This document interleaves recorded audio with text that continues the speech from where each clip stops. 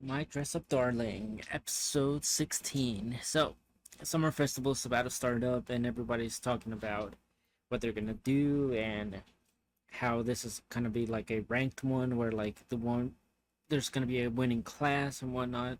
Typical Summer Festival stuff. But in this one, there's gonna be a beauty pageant where a boy or a girl can enter, but there's a catch. They have to show up as either if the girl decides to participate, she has to show up as a boy, and if the a guy participates, he has to show up dressed as a girl. So like this, everyone was kind of, even before knowing this, everyone was kind of like, oh well, Marin has to do this. Obviously, she she is a model. She's one of the best looking ones. She's one of the most popular girls in school. So they were like, all right, you got to do this. And after Marin hears, oh, well, you can, this is just basically cosplaying.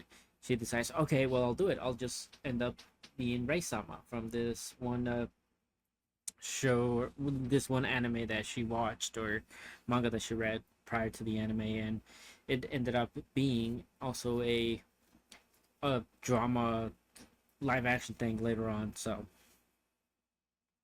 it essentially, they were going to be given a certain amount of time allocated to them, and during that time they had to capture the hearts of the student council and the rest of the student body, of course. And this is when Marin kind of puts in the forefront that Gojo does costumes and that she's been doing all her cosplays thus far, and it was like finally starting to look Gojo's way, which is really interesting. I would have loved to for there to be like a more depth in this episode of, as to like Gojo's thoughts switching between, oh, everybody's not even looking at me, everybody doesn't really like me, or I'm just a bother to, I don't want to bother people, to like now everybody's kind of like looking at him. Finally, it's not just Marin that has acknowledged his skills, but now everybody kind of has a idea that he is quite skilled based on like Marin's cosplays. So I would love to see how he handled that, or like how his thought process was through that, a bit more than what the episode shows. But regardless, Marin basically throws it all on Gojo to watch the anime so that she can have a cosplay, and Gojo can like gather materials, how it looks, how it would move, stuff like that. And I love that this next portion of the anime was just more so about the actual anime that Gojo was watching. It like changed even the style that it had a little bit. It tweaked it a bit and made it more like into the like 90s looking esque. And it was that Rei Sama was like was hungry, and this girl Jacomi gave him this bento, which then he later returned, but he returned it as he was, as she was a woman or in the council. And that's when they found out that she was actually working as a hostess. And it was nice, like the nice played nicely with like the bentos and stuff. And the ending part of the bento part was that Yakomi essentially felt that her bento was kind of meaningless, as Ray could have gotten anybody else to do her a bento, and hers is plain. And it's also how she took it, because Ray said that the bento reminded her of her mother, and how it was just very old school like, and very not necessarily plain but very comforting. And she took it in the wrong way, as like it wasn't this grandiose thing, because she's not the only one that she can get bentos from. So that in effect ruined the kind of value that it had, but didn't really focus on how Rei Sama valued it, more so how she viewed herself and how she viewed her own cooking. And yeah, it made uh Rei Sama have to be like kind of like the one to put her forefront, like, no, like I'm only able to relax like this because it's your bento and I'm with you and stuff like that. And Gojo just after getting to the bento scene, which everybody was hyping up and was saying like, this will kind of like break you, or like you will understand why this bento scene is so special and why Marin has to pull this off so that the judge get it. And then he was bawling his eyes out, like crying, no problems, uh, getting moved on by this scene. And but even while all this was going on, Gojo's a perfectionist, so he does start noticing. He does point out a few things like, all right, Marin, your proportions are kind of like gonna be a problem here because you're you're not very slim, and you're not, your back's not, your shoulders are not very broad.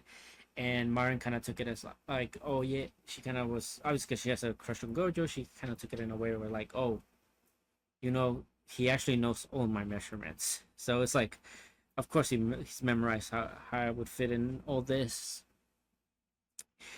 And so it's like one of those things where it's like they are so close that he actually has memorized all her numbers.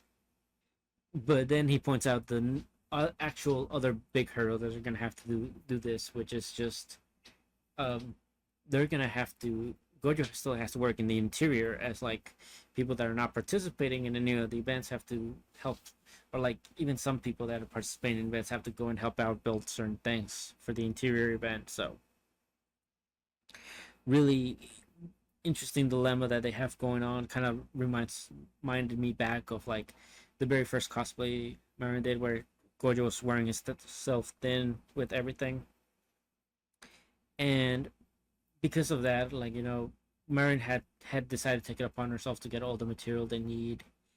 And as she's about to go get him, she starts realizing, oh, I didn't realize how much I miss Gojo not coming with me to get the stuff, which is kind of nice because now it's one of those things where like we just see it and we don't think much about it, but like obviously Marin liking Gojo, and because he's been such a big help, and just the whole relationship has been just getting closer and closer to one another now that she doesn't actually have him next to her. It's not as fulfilling as it would be if he was there. But as soon as Gojo arrives to help out with the interior, the other people are kind of looking at him like, what are you dude, what are you doing here? It's like, I thought you were helping out Marin with her cosplay thing. And basically the whole point of that was to let Gojo know, listen, we'll we can handle the interior. You just have to make sure Marin's cosplay is perfect. Like, we need to win this thing. You do that, and don't worry about it. We'll only ask you in case we need your help for like really heavy stuff. But other than that, you just gotta focus on Marin's cosplay, which is so nice. Like, this is the first time that Gojo's actually felt like useful, and somebody else has actually taken into consideration his own work, and just giving him some breathing room for once. He doesn't, for the first time, he doesn't have to put everything on his shoulders, which is such a nice weight of his, of course. And no, yeah, so they're counting on him, and he goes off and he meets up with Marin. So pretty good episode. I think I'm gonna rate this one a nice 8 out of 10.